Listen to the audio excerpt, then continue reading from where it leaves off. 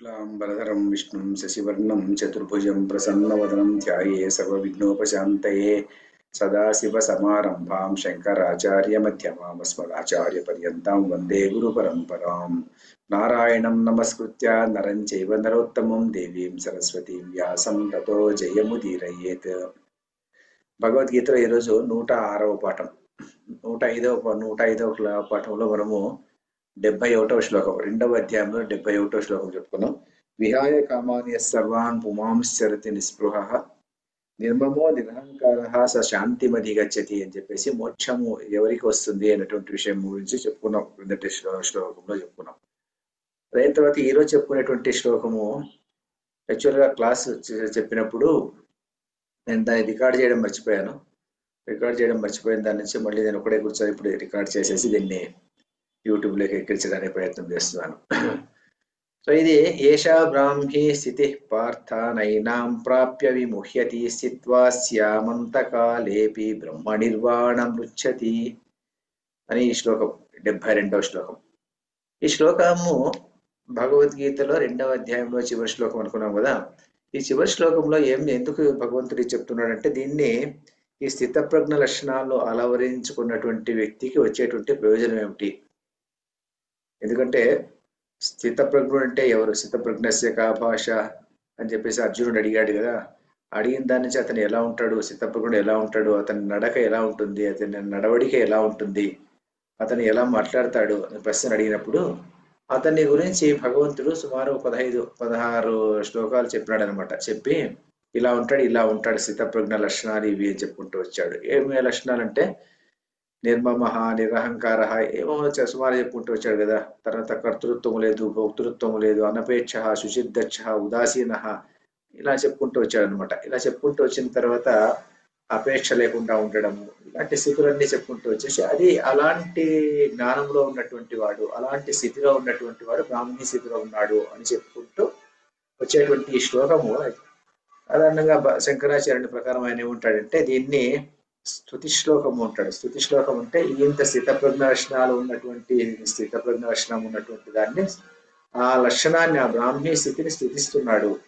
ఎందుకు స్తుతిస్తున్నాడంటే సాధారణంగా సంస్కృతంలో ఒక న్యాయం ఉంది, యత్ స్తూయతే తత్ విధీయతే అని ఒక న్యాయం అన్నమాట. అంటే ఏమిటంటే ఇదేనైతే స్తుతిస్తారో దాన్ని విధిస్తారు. ఇప్పుడు ఈ శ్లోకాన్ని శ్రీకృష్ణ పరమాత్మ బ్రహ్మ జ్ఞానాన్ని గురించి, తర్వాత స్థితప్రజ్ఞ లక్షణంలో ఉన్నటువంటి వ్యక్తికి స్థితప్రజ్ఞుని యొక్క ఆ స్థితి, మానసిక స్థితిని అతను పొగుడుతున్నాడు అంటే ఏమిటి అర్థం అంటే దాన్ని నీవు అలా ఉండాలి అని చెప్పి నిర్దేశించడానికి చెప్తున్నాడు అని ఇక్కడ అర్థము. అందువల్ల దీన్ని మామూలుగా అదే కర్మకాండలో కూడా అలాంటి వస్తుంటాయి అనమాట. ఏమంటుంటారంటే ఇది అగ్నిష్టోమయాగము, ఈ అగ్నిష్టోమయాగాన్నే జ్యోతిష్టోమయాగం అని కూడా అంటారు. ఈ అగ్నిష్టోమయాగం చేస్తే నీకేమో సిద్ధిస్తుంది, ఇది జ్యోతిలాగా ప్రకాశం వస్తుంది.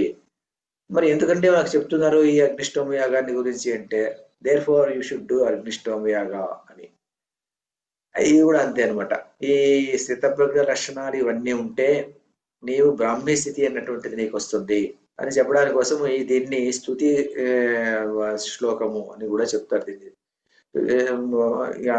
ఆత్మజ్ఞానం ఉన్నటువంటి వ్యక్తికి, ఆ బ్రాహ్మీ స్థితిలో ఉన్నటువంటి వ్యక్తికి ఏం జరుగుతుంది అని చెప్పడానికి కోసం ఒక స్తుతి చెప్తున్నాడు. ఏషా బ్రాహ్మీ స్థితి పార్థ నా ఏనాం ప్రాప్య విముహ్యతి స్థిత్వా అస్యాం అంతకాలే అపి బ్రహ్మ నిర్వాణం రుచ్యతి. ఇది పదవిభాగం. ఏషా బ్రాహ్మీ స్థితి అంటున్నాడు అనమాట శ్రీకృష్ణ పరమాత్మ.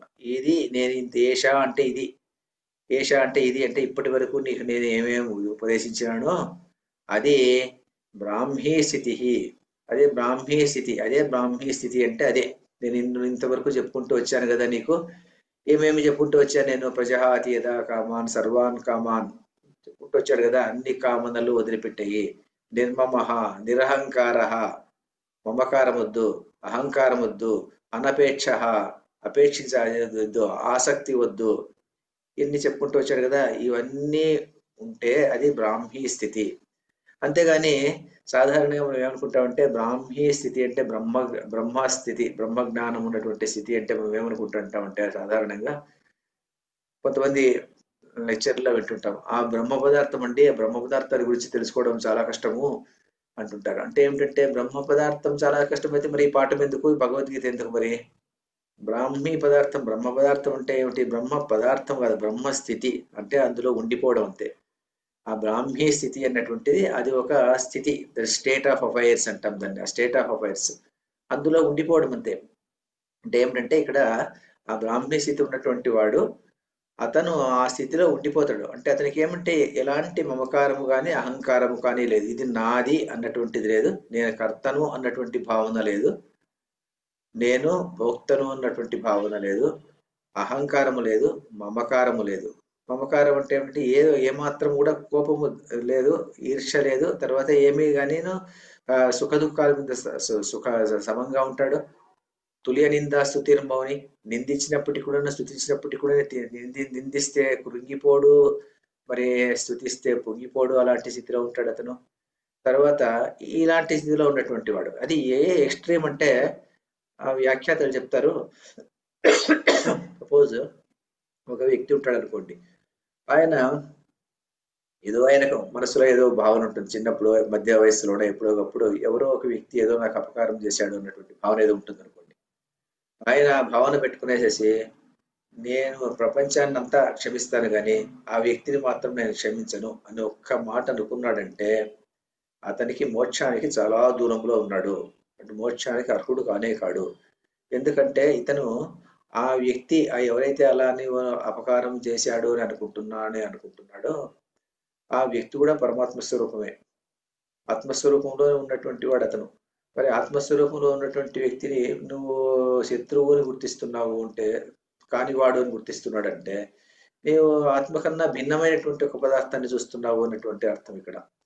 తర్వాత ఇంకోటి ఏమిటంటే మనము ఎలా సంసారంలో మునిగిపోయింటామంటే, ఒక గులాబ్ జామున్ ఎగ్జాంపుల్స్ ఇస్తుంటారు. గులాబ్ జామున్ ఎలాగైతే గులాబ్ జామున్ ఆ ద్రావకంలో పూర్తి నానిపోయి ఉంటుందో, అలాగే సంసారంలో మనం పూర్తి ఉండిపోయేసి మనము ఇది చూసేదంతా నిజము, ఈ జగత్తంతా నిజము అని అనుకుంటుంటాము.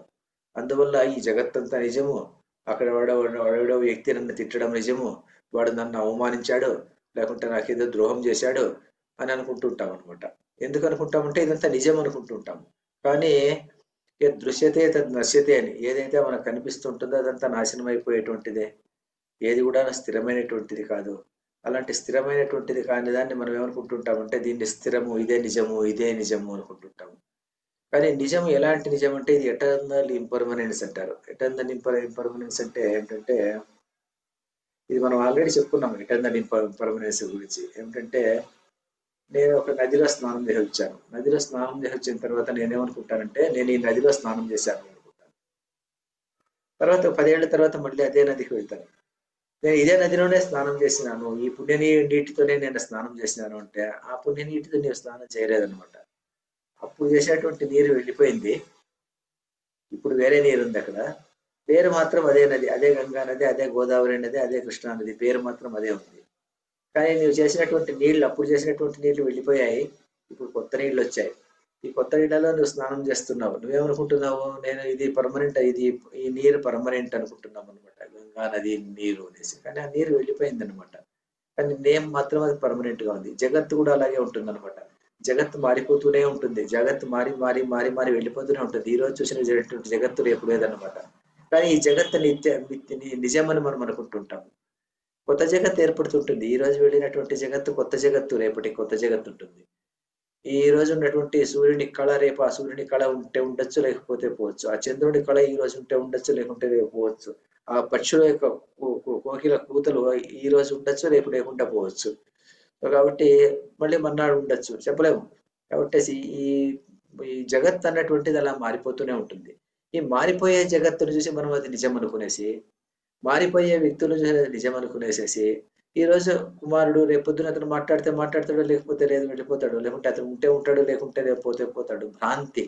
ఈ భ్రాంతిలో మోహంలో పడి మనం ఏమైపోతుంటామంటే మనము అట్లాగే కొట్టుమిట్టాడుతూ ఉంటాం, సంసారంలో చరిస్తూనే ఉంటాం అన్నమాట. ఈ బ్రాహ్మీ స్థితి అంటే ఇప్పుడు నేను చెప్పినటువంటి స్థితి ఏమిటి అంటే, శ్రీకృష్ణుడు చెప్పినటువంటి స్థితి ఏమిటంటే, నీ కొన్ని చెప్పుకుంటూ వచ్చాను కదా, ఆ చెప్పుకుంటూ వచ్చినటువంటి భావనలో నీ ఉంటే అదే బ్రాహ్మీ స్థితి. అంతేగాని నేను బ్రహ్మ ఏదో వచ్చి నీ హృదయంలో కూర్చుంటాడు అన్నటువంటిది కాదు.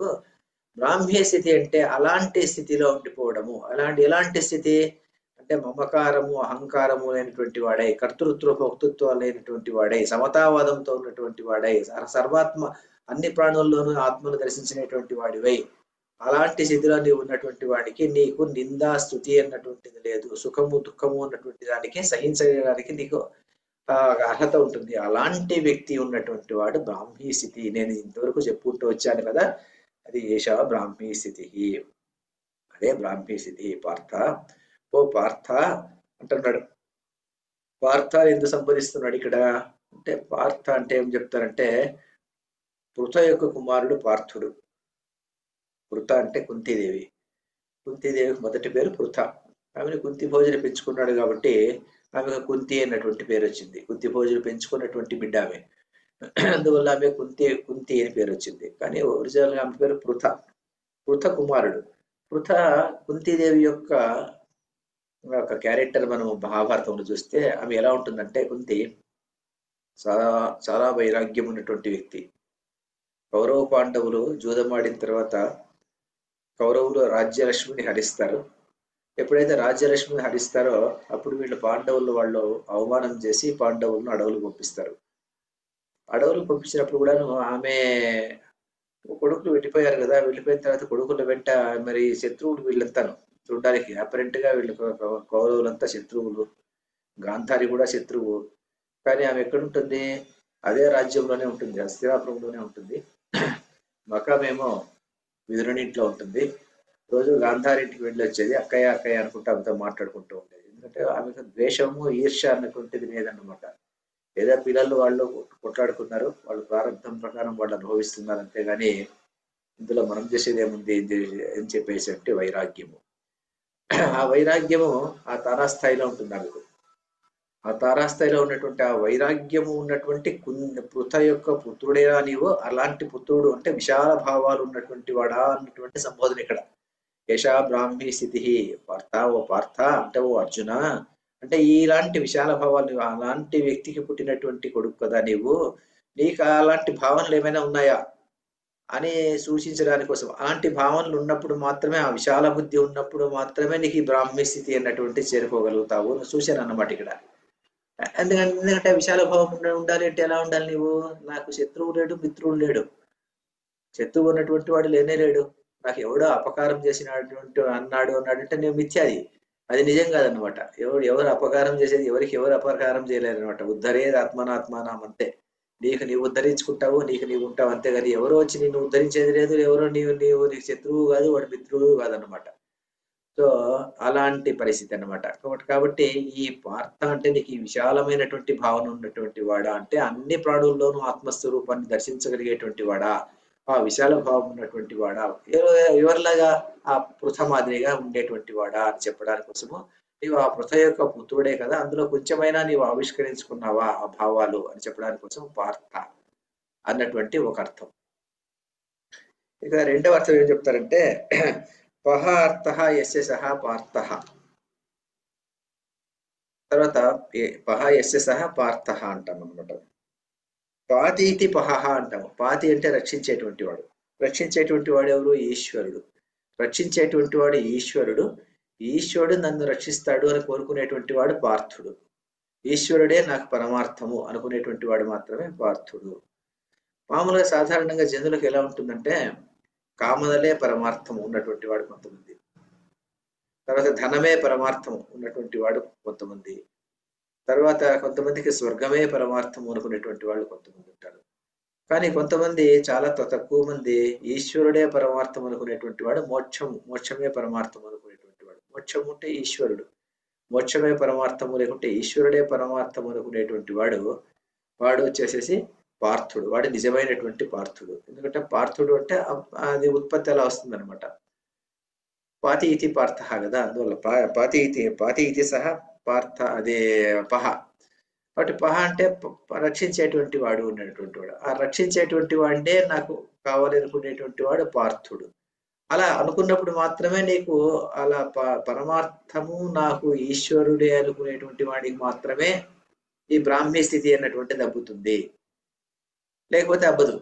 ఎలా అంటే ఎలా చెప్తారంటే కుప్ప విశ్వనాథ శర్మ గారు శాస్త్రి గారు ఆయన ఏం చెప్తారంటే ఒక ఉదాహరణ చెప్తారనమాట. ఒక విద్యార్థి ఉంటాడు, చిన్న పిల్లవాడు. ఆ చిన్న పిల్లవాడు ఏం చేస్తుంటాడంటే వాడు రోజు ఆటలు ఆడుకునేటువంటి వాడు, ఎక్కువ కాలం మాట్లాడుకునేటువంటి వాడు. వాడిని ఒకసారి టీచర్ పిలిచారే, నీ క్లాసులో ఎవరు ఫస్ట్ రావాలనుకుంటున్నాను అంటే, నేను ఫస్ట్ క్లాస్ రావాలనుకుంటున్నాను, క్లాస్ ఫస్ట్ అనుకుంటున్నాను అంటాడు వాడు.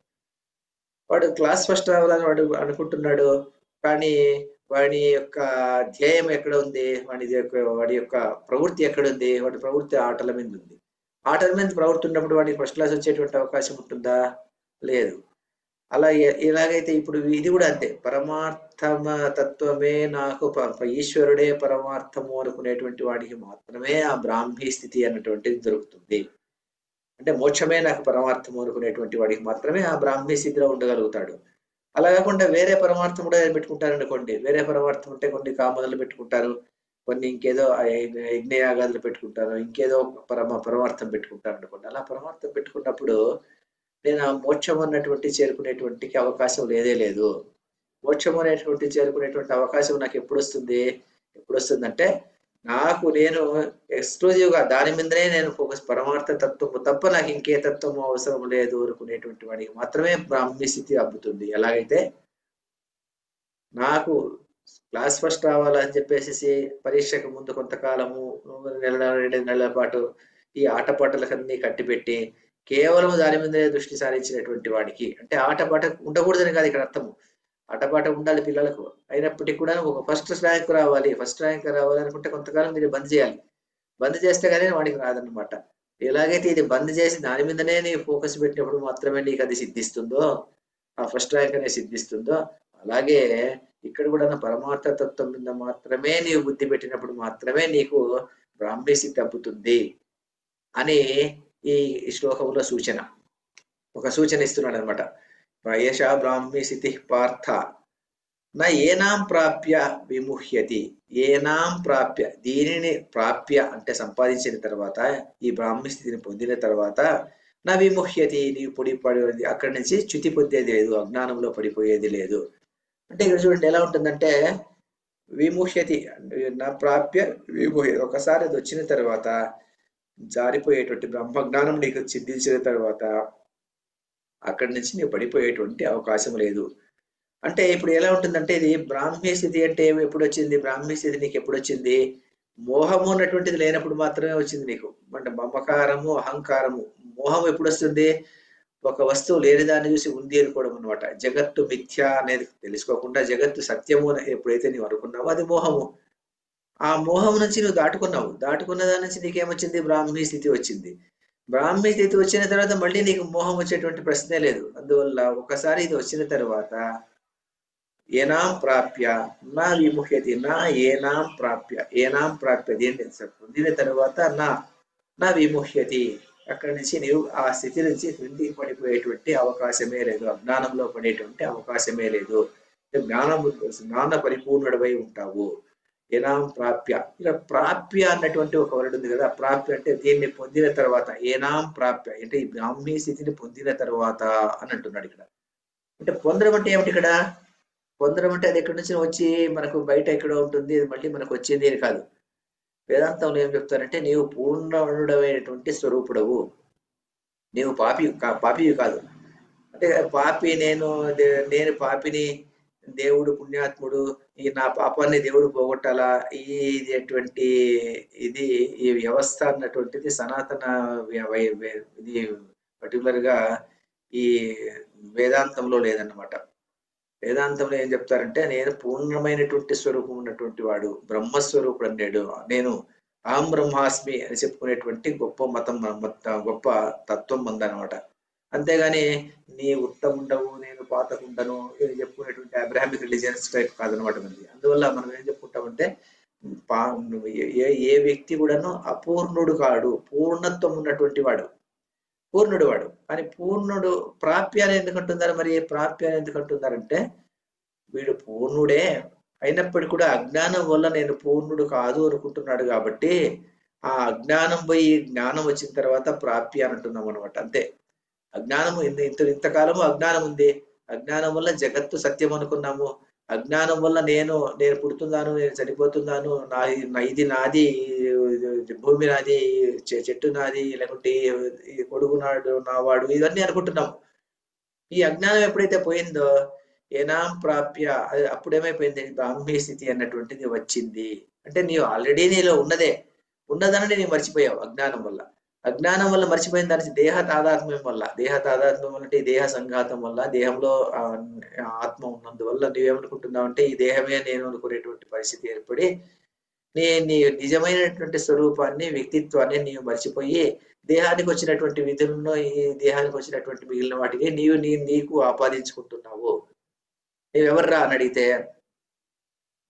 మొన్న ఒకసారి మా ఇంటికి వచ్చాడు ఒకతను. ఆయన ఏం చెప్పాడంటే, మాది రాయచోటు దగ్గర చిన్న పల్లె సార్, మాది 4,000 ఎకరాల భూమి ఉండేటువంటి వాళ్ళు, మేము శ్రోత్రియ బ్రాహ్మణులు అన్నాడు అనమాట. ఆయన అంటే జోడీదారులు, మేము జోడీదారులు, 4,000 ఎకరాల భూమి ఉంది. మరి అతని ఐడెంటిటీ ఏమిటి? అతని ఐడెంటిటీ 4,000 ఎకరాల భూమి ఐడెంటిటీ అనమాట అక్కడ. అంటే ఇక్కడ ఏమిటంటే చిన్నపిల్ల ఉందనుకోండి, చిన్నపిల్లను అమ్మాయి నువ్వు ఏం వటారి ఉంటే I'm Sumathi, first standard A section ఉంటుందనుకోండి. అంటే ఆ first standard A section is defining her. ఆమె నేను అది అని చెప్పుకుంటుంది అనమాట ఆ పాప చెప్పిన దానికి మరి ఇతను చెప్పిన దానికి ఇంకా కొంతమంది ఉంటారు, నేను ఎమ్మెల్యేనండి అంటారు. మరి ఇతనికి నా పాపకు ఉన్నటువంటి భేదం ఏమిటి? ఏం లేదనమాట. అంత అజ్ఞానంలోనే ఉంటాం అనమాట. ఆ చిన్న పాప తెలియకుండా అంటుంది, వీడు ఎందుకంటున్నాడంటే వీడి యొక్క విరీతి కోసం, వీడు ఎలా ఉంటాడంటే వీడు పూర్ణుడు, వీడు అయినప్పుడు వీడు పూర్ణుడు నేను అన్నటువంటి విషయం మర్చిపోయి వెలితిలో ఉంటాడు అనమాట. సైకలాజికల్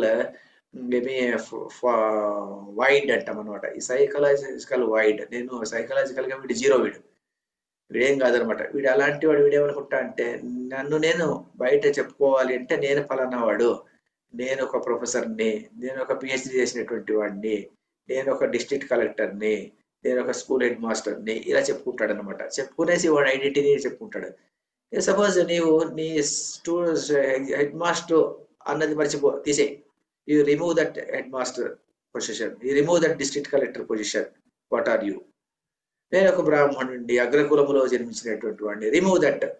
ఎందుకంటే నువ్వు పుట్టినప్పుడు కాదు, నీకు ఎవరో ఆపాదించారంతే, నీవు బ్రాహ్మణుడు అని ఎవరో చెప్పారంతే నీకు, అందువల్ల నీవు బ్రాహ్మణుడైనా. అంతే నీవు బ్రాహ్మణుడు అని నువ్వు ఎందుకు అనుకుంటావు? రిమూవ్ దట్, అయిపోయింది. Then what are you?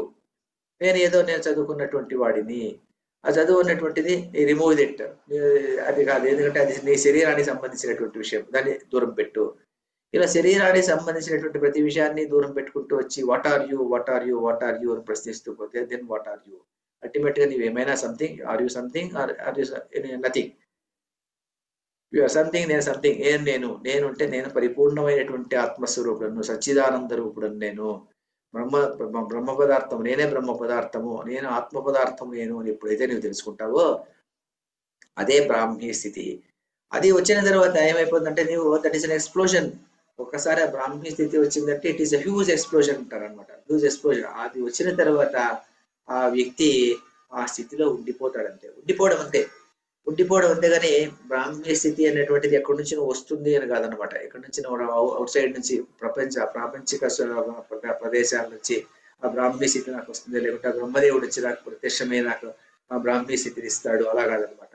ఆ బ్రాహ్మీ స్థితి నీ పూర్ణ స్వరూపము. నీ పూర్ణ స్వరూపమైనటువంటి నీ బ్రాహ్మీ స్థితిని నీవేమనుకుంటున్నావు?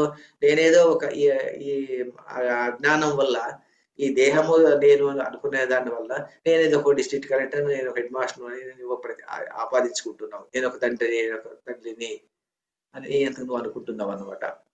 అనుకునే కారణం ఏమిటి? దేహం కారణం అంతే. దేహ కారణం వల్ల దేహం పడిపోతుంది. మళ్ళీ దేహం పడిపోయినప్పుడు నీవెవరు, నీ కొడుకు ఎవరో తెలియదు అనమాట. కాబట్టి ఏమైపోతుందంటే ఇప్పుడు నీవు పూర్ణుడవు, ఈ పూర్ణత్వాన్ని నీవు అజ్ఞానం వల్ల మర్చిపోయావు. అజ్ఞానం వల్ల మర్చిపోయిన దాని వల్ల పూర్ణత్వం పోయింది అని నువ్వు అనుకుంటున్నావు. కాబట్టి బ్రాహ్మీ స్థితి ప్రాప్య అంటున్నాం అంతే. లేకపోతే ప్రాప్య అని చెప్పేటువంటి అవసరం లేదనమాట. బ్రాహ్మీ స్థితిని పొంది నీవు ఆల్రెడీ బ్రాహ్మీ స్థితిలో ఉన్నటువంటి వాడు అనమాట. అందువల్లనే అఖండానంద్ మహారాజు కూడా చెప్పేటువంటి వాడు ఏమిటంటే, ఆయన హిందీలో భగవద్గీత మీద మంచి లెక్చర్లు, చాలా లెక్చర్లు ఇచ్చారనమాట. ఆయన ఒక చోట చెప్తాడు, ఏం చెప్తా అంటే, जो अज्ञान से होता है वो असल में नहीं होता है, वो जो ज्ञान से मिलता है वो असल में नहीं मिलता है అని చెప్తాడు అనమాట. అంటే అంటే ఏమిటంటే, ఇప్పుడు బాగా చెప్పాలంటే, నేను ఏదో ఉన్నాను అనుకోండి, ఏదో ఒక వస్తువు ఏదో నేను బయటకు వెళ్ళినప్పుడు ఏదో జోబులో చూసుకుంటే నా పర్సులో డబ్బులు లేవు, ఏమైనా డబ్బులు లేవే అనుకుందాను నేను. నా లేదు, నాలో కొంచెం లోపం ఉంది. తర్వాత డబ్బులు లేదు కదా, అందువల్ల తర్వాత చేతిలో ఉన్నటువంటి డైరీ తీసి అలా తిప్పితే అది మధ్యలో ఒక 100 రూపాయలను కాగితం అనిపించింది అనుకోండి. కనిపిస్తే అబ్బా దొరికింది అన్నాను. దొరికింది అంటే దొరకడం ఏమిటి ఇక్కడ, అది నాదే కదా. నాదే, అజ్ఞానం వల్ల ఇంతవరకు కనపడలేదు, జ్ఞానం వల్ల ఇప్పుడు కనబడింది. అలాగే ఇది కూడా అంతే. ఈ నేను పూర్ణ స్వరూపం ఉన్నటువంటి వాడు, నాలో ఏమీ వెలితి లేదు అని భావన ఎప్పుడైతే నీకు వస్తుందో అప్పుడు నీవు బ్రహ్మస్థితిలో ఉండిపోతావు అన్నమాట. బ్రహ్మస్థితిలోనే ఉండిపోతావు. పూర్ణుడను కాదు అని ఎప్పుడైతే నీవు అనుకుంటావో, అజ్ఞానం వల్ల పోయిందా అని అనుకునేటువంటి అజ్ఞానం వల్ల ఆ జ్ఞానం పోయింది. అందువల్ల నేను అపూర్ణుడను అని అనుకున్నావు నువ్వు. అందువల్ల నీ సంసార తాపత్రయాలన్నీ ఆ భ్రమలో పడిపోయినావు. సంసారం అంతా ఒక భ్రమ అంటాం అనమాట. ఈ భ్రమలో పడి నువ్వు కష్టపడ్డావు. ఎప్పుడైతే ఆ భ్రమ తొలగిపోయిందో, జ్ఞానం వల్ల ఆ భ్రమ తొలగిపోయిందో, అప్పుడు నీవు పూర్ణుడవు అన్నటువంటి విషయం నీవు తెలుసుకున్నావు. అజ్ఞానంతో పోయినటువంటి ఇది పూర్ణత్వము ఇప్పుడు వచ్చిందా అన్నట్టు మనకు అనిపిస్తుంది అనమాట. అంతేగాని అందువల్ల ప్రాప్య నా ఏనాం ప్రాప్య, దానిని పొందిన తర్వాత నా విముహ్యతి. ఏనాం ప్రాప్య, నా ఇక్కడ ఉంది, నా ప్లస్ ఏనాం, నైనాం, నా ఏనాం, ఏనాం ప్రాప్య, ఇది పొందిన తర్వాత అంటే ఆ జ్ఞానం వచ్చిన తర్వాత, అంటే జ్ఞానం ఉన్నటువంటిది చాలా ముఖ్యం ఉన్నటువంటిది ఇక్కడ సూచన అనమాట. జ్ఞానం ప్రాప్య నా విముహ్యతి అంటే నీ ఒరిజినల్ గా నీకు మోహం ఉంది, ఆ బ్రాహ్మీ స్థితి వల్ల ఆ మోహం పటాపంచలైపోయింది. అందువల్ల ఈ బ్రాహ్మీ స్థితి వచ్చినటువంటి వాడికి ఒక్కసారి వచ్చిన తర్వాత నవిముహ్యతి, అక్కడి నుంచి క్రింది పడిపోయాడు, మళ్ళీ అజ్ఞానంలో పడేటువంటి అవకాశమే లేదు అని మొదటి లైన్ లో అర్థం అనమాట. స్థిత్వాస్యాం అంతకాలేపి, అంతకాలే అపి, అంతకాలములోనైనా అస్యాం స్థిత్వా అంటే ఇందులో ఉంటే, అస్యాం స్థిత్వ అంటే ఈ బ్రహ్మస్థితిలో ఉన్నటువంటి వాడు, ఈ బ్రహ్మస్థితిలోనే అంటే అంతకాలములో, అంటే అంతకాలం అంటే 2 రకాలుగా చెప్తారనమాట. కొంతమంది ఏం చెప్తారంటే బాల్యము, యవనము, తర్వాత వార్ధక్యము. అంటే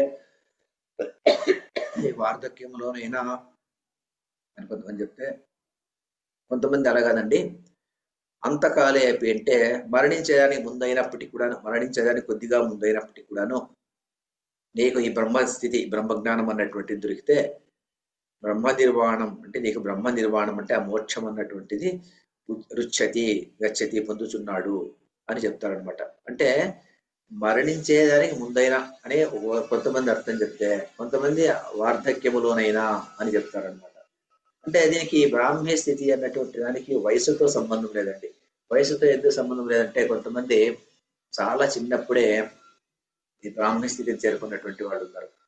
ఎవరు? రమణ మహర్షి ఉన్నాడు. రమణ మహర్షి ఎప్పుడు బ్రాహ్మీ స్థితి వచ్చింది, ఆయన బ్రహ్మజ్ఞానం ఉన్నటువంటి వాడు అని ఎప్పుడు వచ్చింది అంటే, అందరూ చెప్పుకునేటువంటిది ఏమిటంటే ఆయన 10-12 ఏళ్ల సంవత్సరానికి ఆయన బ్రాహ్మీ స్థితి వచ్చింది అని చెప్తారు. కానీ ఆయన గురించి చెప్పినటువంటి వ్యక్తులు అంటే గణపతి ముని ఉన్నారు కదా, ఆయన కొన్ని ఏళ్ళు తపస్సు చేసి 7 ఏళ్ళ 8 ఏళ్ళ తపస్సు చేసి బయటకు వచ్చిన తర్వాత ఆయనకు ఆ జ్ఞానం కలిగి అతను బ్రహ్మజ్ఞానం కలిగింది. ఆయనకి 20 ఏళ్లలో ఆ బ్రాహ్మీ స్థితి సంక్రమించింది అని చెప్పేసి ఆయన చెప్పుకుంటాడు అనమాట.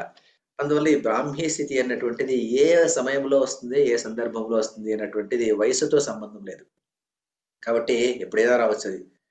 అందువల్ల శుక మహర్షి ఉన్నాడు.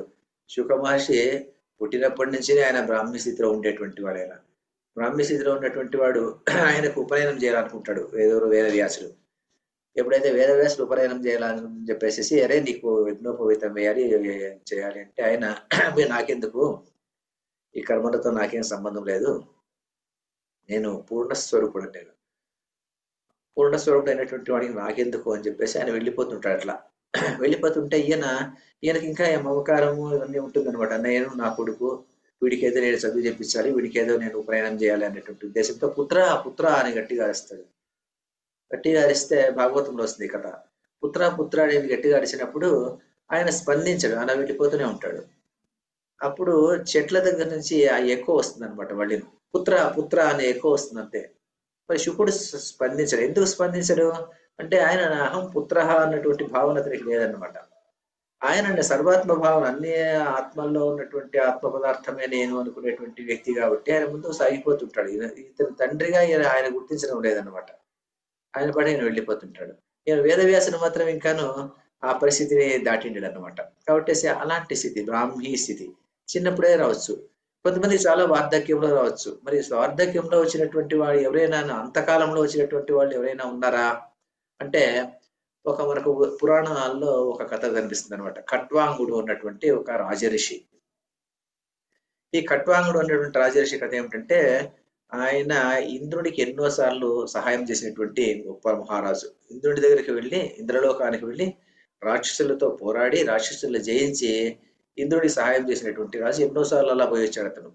అతని యొక్క సాధనా సంపత్తి ఎలా ఉండొచ్చు, సాధనా శక్తి ఎలా ఉండొచ్చు, ఆ శక్తి వల్ల అతను అక్కడికి వెళ్ళి వాళ్ళతో యుద్ధం చేసి తిరిగి వచ్చేసేటువంటి వాడు ఎప్పుడు.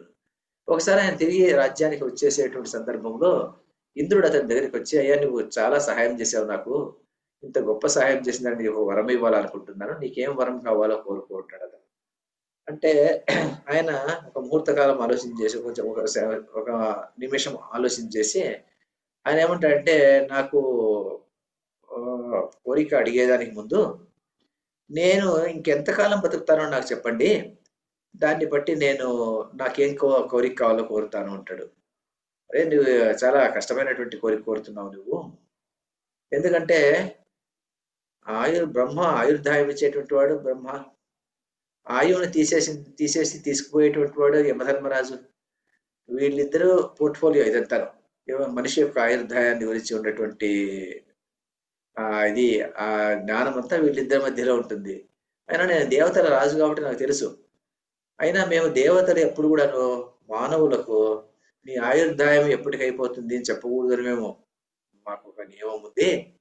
అయినా నువ్వు వరం కోరినావు కాబట్టి నేను ఇస్తానన్నాను కాబట్టి నేనే నీ వరం కోరకనే నేను ఇస్తానన్నాను కాబట్టి నీవు అడిగిన దాన్ని నేను చెప్పక తప్పదు.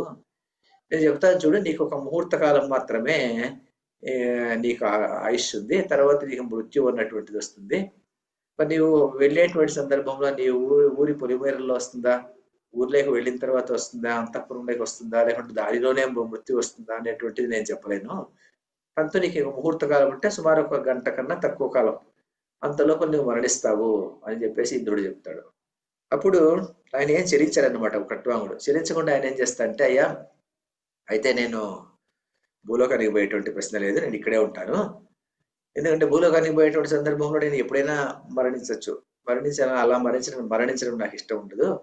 కాబట్టి నాకు బ్రహ్మజ్ఞానం వచ్చేటువంటి ఆ బ్రహ్మజ్ఞానాన్ని నాకు ఉపదేశించు అంటాడు అనమాట. అంటే అప్పుడు ఇంద్రుడు అతనికి చాలా సంతోషపడిపోతాడు. ఇంద్రుడు ఇంత సాధనా సంపత్తి ఉన్నటువంటి వాడు, ఈ కోరిక ఉన్నటువంటి వాడు, చనిపోయేటువంటి ముందు పోయేదో మనం అలాంటి వాళ్ళు అయితే ఏదో చిన్నప్పుడు ఏదో ఇంటికి పోయి ఏదో వీళ్ళు రాసి ఇచ్చేస్తాము, లేకుంటే ఇంకేదో చేస్తాము, బేగం వస్తాము, ఏదో చెప్పుకుంటాం కదా. అలా కాకుండా ఈయన ఇంత సాధనా సంపత్తి ఉండి మోక్షాన్ని కోరుతున్నాడు కదా అని చెప్పేసి ఆయన అప్పటికప్పుడు అక్కడ కూర్చొనేసేసి అతనికి ఈ బ్రహ్మజ్ఞానం అనేటువంటిది బోధిస్తాడు.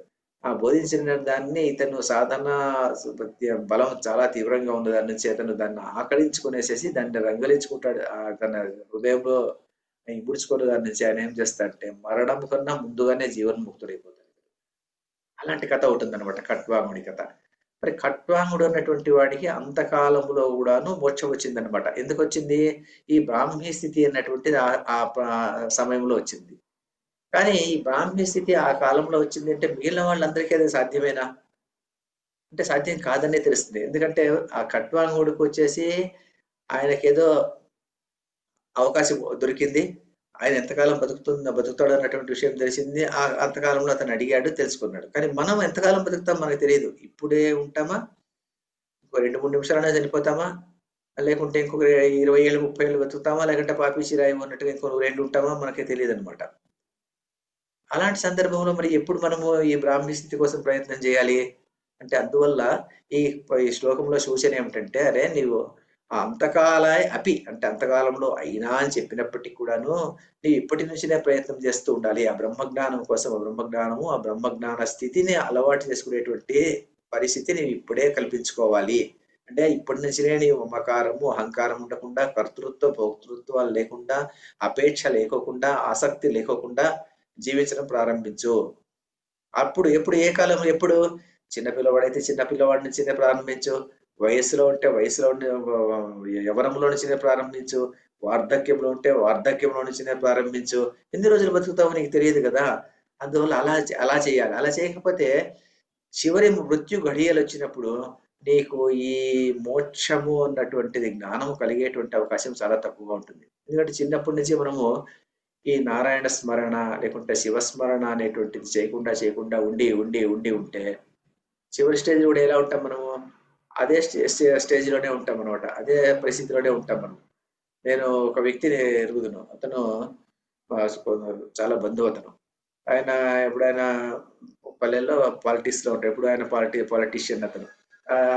ఇంట్లో నెహ్రూ బొమ్మ ఏసుకునేటువంటి వాడు. ఎందుకంటే నెహ్రూ కాలంలో అతన్ని పిలిచారంట. ఆయన ఒకసారి ఎక్కడికో పిలిచినప్పుడు ఆయన కలిసాడంట ఆయన. ఆ నెహ్రూ ఫోటో ఒకటి పెట్టుకుంటాడు. గాంధీ ఫోటో ఒకటి పెట్టుకుంటాడు.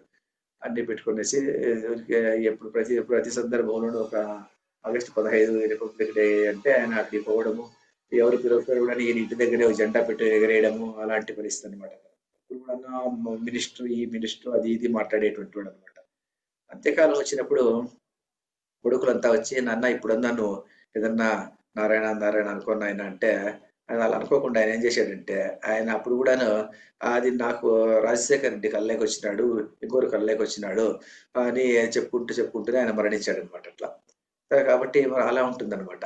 దీనికి ఒక మంచి కథ కూడాను ఉప్ప విశ్వనాథ శాస్త్రి గారు చెప్తారు. ఏమిటంటే ఒక వర్తకుడు ఉంటాడంట. ఆ వర్తకుడికి నలుగురు కొడుకులు ఉంటారంట. నలుగురు కొడుకులుంటే ఆ నలుగురు కొడుకులు ఈయన బాగా సంపాదించుంటాడంట. ఎప్పుడు వయసులో ఉన్నప్పుడు. బాగా సంపాదించి పెట్టింటాడు. వార్ధక్యం మీద పడుతుంది. వార్ధక్యం మీద వచ్చి అంత్యకాలము సమీపిస్తుంది. ఇంకా ఎప్పుడో చనిపోవచ్చు. ఆ సందర్భంలో ఆయన ఇప్పుడన్నా మన నాన్నకు ఏదో నారాయణ స్మరణ చేద్దామనేసి కొడుకులంతా ఆలోచన చేసేసి అది ఆయన ఏం చెప్పాడో నారాయణ నారాయణ అంటుంటారంట. అరే పెద్దవాడు ఎక్కడున్నాడు రా అంటాడంట. నారాయణ ఇక్కడున్నాను అంటాడంట అతను పెద్దోడొచ్చి.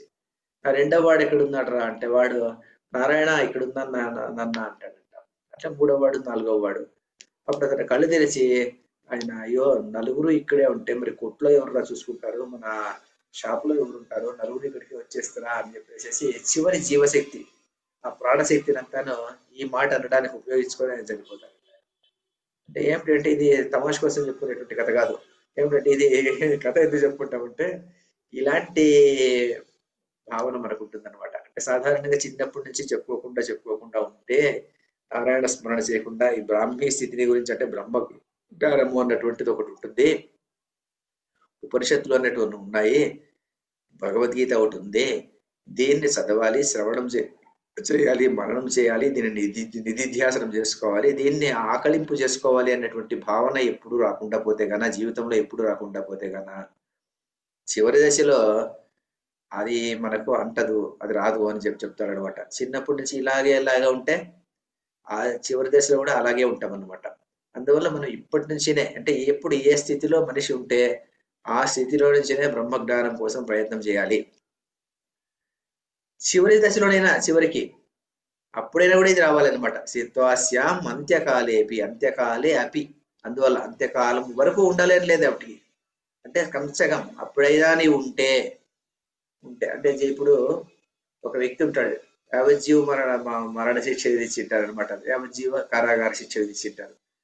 మరి మరణించే లోపలన్నా నువ్వు బయటకు వస్తావా అన్నట్టు. అంటే మరణించే టైం వరకు జైల్లో నుండి అలాగే మరణిస్తే జైల్లోనే చనిపోయింటాడు అనమాట. ఆ ముందు రోజన్నా బయటకు వస్తే నువ్వు ముక్తుడు అయిపోయినావు, నువ్వు మరణించిన తర్వాత అంటే ఫ్రీ పర్సన్ యూ డైడ్ అని లెక్క. అలా కాకుండా ఆపదిటి నుండి అలా ఉండకుండా ఆపదిటికైనా నీవు వాపసిస్తే అన్నట్టుగా ఇది కూడా అంతే. స్థిత్వాస్యాం అంతకాలేపి, అంతకాలములోనైనా ఈ బ్రాహ్మీ స్థితిలో స్థిత్వ ఉన్నట్టయితే బ్రహ్మ నిర్వాణం రుచ్యతి, బ్రహ్మ నిర్వాణాన్ని అతను బ్రహ్మ నిర్వాణాన్ని పొందుతున్నాడు అంటే బ్రహ్మరూపమైనటువంటి మోక్షాన్ని పొందుతున్నాడు. నిర్వాణం అంటే ఏమిటి? నిర్వాణం అంటే వా బాకు అభేదం అని చెప్తారనమాట.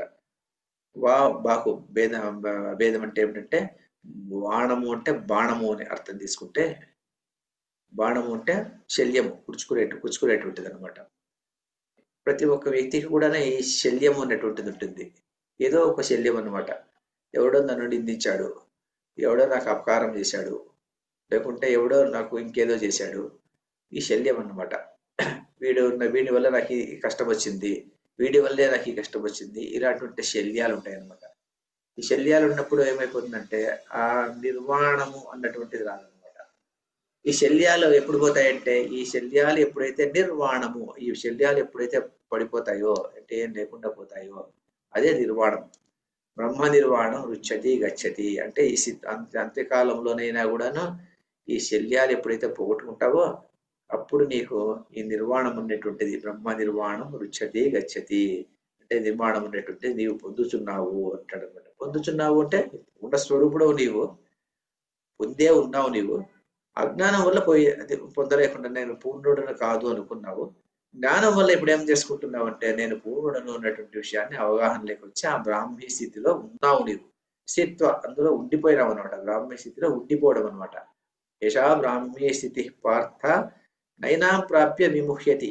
ఒకసారి పొందిన తర్వాత అది అందులో నుంచి పడిపోయేది అన్నటువంటిది లేదు. అంతకాలంలోనైనప్పటికీ కూడా స్థిత్వ అందులో ఉన్నట్టయితే బ్రహ్మ నిర్వాణం రుచ్యతి, ఆ బ్రహ్మరూపమైనటువంటి మోక్షాన్ని నీవు పొందగలుగుతావు అని చెప్పేసేటువంటి సూచన. ఇక్కడ ప్రతి వర్డ్ చాలా ఇంపార్టెంట్ వర్డ్. ఎందుకంటే పార్థ అన్నటువంటిది చాలా ఇంపార్టెంట్ వర్డ్.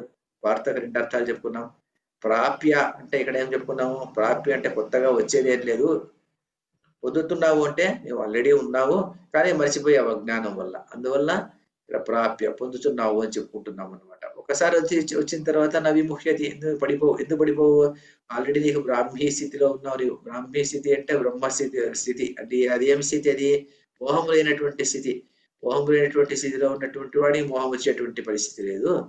అంతకాలంలో అయినప్పటికీ కూడా ఈ స్థిత్వ ఉన్నట్టయితే ఖట్వాంగులాగా వచ్చేటువంటి వాళ్ళు కొంతమంది అయితే, శుక మహర్షికి వచ్చినటువంటి పుట్టుకతోనే వచ్చినటువంటి వాళ్ళు కొంతమంది అయితే వయసుతో సంబంధం లేకుండా ఈ బ్రహ్మజ్ఞానం అన్నటువంటిది సంపాదన చేసుకోవచ్చు. అలా చేసుకుంటే చివరి క్షణంలోనైనా ఆ బ్రహ్మజ్ఞానంలో ఉంటే బ్రహ్మ నిర్వాణం రుచ్యతి పొందుచున్నాడు మరి అనే దీని యొక్క అర్థం అనమాట. ఈ శ్లోకము మనము చెప్పుకున్న తర్వాత దీన్ని ఏమంటారంటే స్తుతి శ్లోకము అంటాం అనమాట. స్థుతి శ్లోకం అంటే ఏమిటంటే దీన్ని భగవంతుడు దీన్ని ఈ శ్లోకం చెప్పి స్తుతిస్తున్నాడు. స్థితప్రజ్ఞుడుగా ఉన్నటువంటి వాడు ఆ మోక్ష స్థితిలో, బ్రాహ్మీ స్థితిలో అలాగే ఉండిపోతాడు. స్థితప్రజ్ఞ లక్షణాలన్నీ అవగాహన చేసుకునేసి, జ్ఞానముతో అవగాహన చేసుకునేసి, తర్వాత దాన్ని ఆలంబన చేసుకునేసి జీవించుకునేటువంటి వాడు. అంటే ఆలంబన చేసుకుంటే అతను ఎక్స్పీరియన్షియల్ లెర్నింగ్ దాన్ని బాగా క్షుణ్ణంగా అధ్యయనం చేసి తెలుసుకునేసి దాన్ని జీర్ణించుకున్నటువంటి వాడు, ఆకలింపు చేసుకున్నటువంటి వాడు, వాడికి తప్పకుండా మోక్షంలో ఉండిపోతాడు అని చెప్పేసి ఇక్కడ స్తుతిస్తున్నాడు అనమాట. ఎత్ స్తూయతే తద్విధీయతే అని ఒక సంస్కృత న్యాయం అనమాట కదా. ఏది స్తుతిస్తారో దాన్ని విధిస్తారనమాట, ఏది నిందిస్తారో దాన్ని ఏం చేస్తారంటే దాన్ని వదిలిపెట్టేస్తుంటారు అనమాట. దాన్ని మనం పట్టుకోమన్నమాట. కాబట్టి బ్రాహ్మీ స్థితి ఉన్నటువంటి పార్థుడా నీకు ఆ 2 అర్థాల్లో చెప్పి నవిముఖ్యతి అంతకాలంలోనైనప్పటికీ కూడా నీకు అది దొరికింది అంటే బ్రహ్మ నిర్వాణం రుచ్యతి, నీకు బ్రహ్మ నిర్వాణం అన్నటువంటిది వస్తుంది అని చెప్పేసి ఈ శ్లోకంలో చెప్పాడు. మరి ఇది అయిన తర్వాత మనము